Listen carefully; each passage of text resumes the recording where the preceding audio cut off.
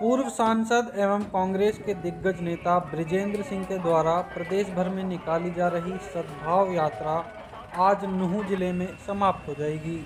पुनाना विधानसभा के दूसरे दिन समापन होते ही नूंह जिले की 3 विधानसभा क्षेत्र में तकरीबन 6 दिन रहने के बावजूद यह यात्रा पलवल जिले में प्रवेश करेगी। सबसे खास बात यह है कि यात्रा नववर्ष 2026 में किसी भी पार्टी के द्वारा निकाली जा रही पहली यात्रा है और इन दिनों कड़ाके की ठंड पड़ रही है। इसके बावजूद भी कांग्रेस के नेताओं व कार्यकर्ताओं के उत्साह में किसी भी प्रकार की कोई कमी देखने को नहीं मिल रही है। जनता का उन्हें भरपूर सहयोग मिल रहा है। पूर्व सांसद बृजेंद्र सिंह ने सद्भाव यात्रा को लेकर कहा कि नए साल आते ही ठंड अधिक है। मेवात ताउड़ू से यात्रा शुरू हुई थी। नूंह विधानसभा के बाद फिरोजपुर झिरका पुन्हाना का आज दूसरा दिन है। मुबारकपुर में आज इसका समापन किया जाएगा। पूर्व सांसद ने कहा कि मैं सभी मेवात के लोगों के, नेता कार्यकर्ताओं के, जितने हमारे साथी हैं, उन सभी का आभारी हूं। उन्होंने हमारी यात्रा में काफ़ी सहयोग किया। आपकी यात्रा से हो रही है, मेवात में आज आपका अंतिम दिन है। कैसा प्यार कड़ाके की ठंड के बावजूद आपको मिलता है? नहीं नहीं, बिल्कुल नए साल में हालांकि ये चीज़ जरूर है कि ठंड आ गई, इससे पहले नहीं थी। लेकिन मेवात तो पूरा ताउड़ू से शुरू हुआ था और उसके बाद नूंह, फिर उसको ढेंचा और अब पुनाना का हमारा दूसरा दिन है। तो आज पुनाना में मुबारकपुर में इसका समापन होगा, आज पुनाना हल्के की लेग का। तो मैं तो सभी मेवात के लोगों को, सभी कांग्रेस के नेता कार्यकर्ता जितने हैं हमारे साथी सारे, और अब पुनाना में बहुत आभारी हूँ कि उन्होंने हमारी यात्रा का इस तरह से यहाँ पे स्वागत किया, मान सम्मान दिया। जो हमने सोचा था उससे कहीं ज़्यादा। मुझे ये तो अंदेशा था कि मेवात में एक अलग तरह का करंट है तो यात्रा वहाँ अच्छी रहेगी, लेकिन इस प्रकार का मान सम्मान और स्वागत मिलेगा इसकी मुझे उम्मीद, कल्पना नहीं की थी।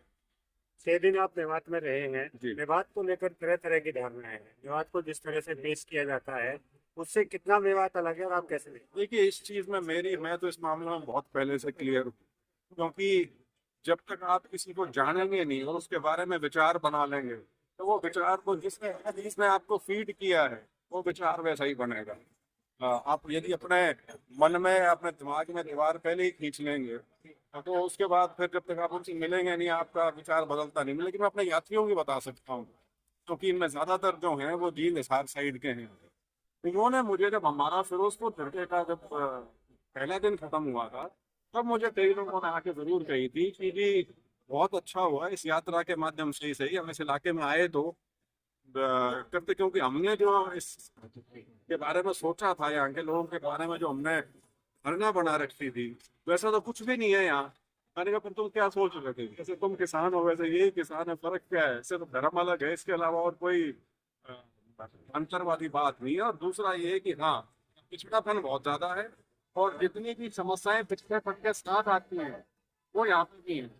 तो उनको यदि आप सांप्रदायिक ड्रामा पहना के पेश करना चाहो कि यहाँ के लोग ऐसे हैं, तो सबको समझ में आता है कि वो तो सिर्फ एक प्रचार का माध्यम है। इस इलाके में कमियां हैं, उनको दूर करना सभी राजनीतिक पार्टियां हों, विशेष तौर पर सरकार का प्राथमिकता होनी चाहिए, क्योंकि बाकी प्रदेश के मुकाबले बहुत पिछड़ा है।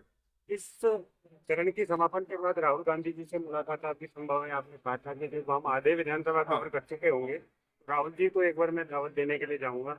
हरियाणा में संगठन खड़ा होना है, इस तरह का फीडबैक आपकी तरफ से राहुल गांधी जी को कांग्रेस को लेकर दिया है?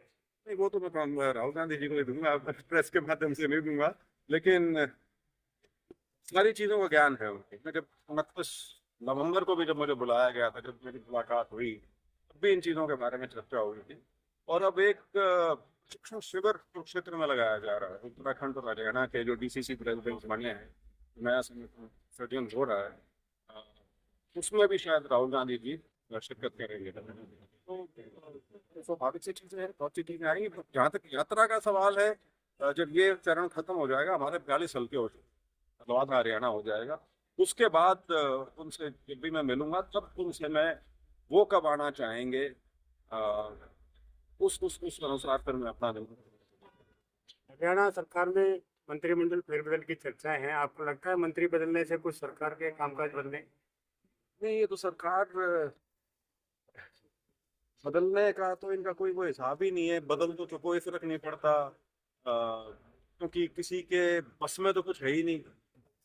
सारे फैसले तो कहीं और से ही हो गए। इनको तो एक वो डिक्टेशन सी दे दी जाती है कि ये अगले 1 महीने का टाइम टेबल है, इसके अनुसार आप काम करते चलो। तो इसमें कोई मंत्री संतरी की वो अहमियत नहीं है जो आमतौर पर सरकार की होनी चाहिए। तो बदलाव अगर होता है तो उससे कोई फर्क पड़ने वाला तो है नहीं।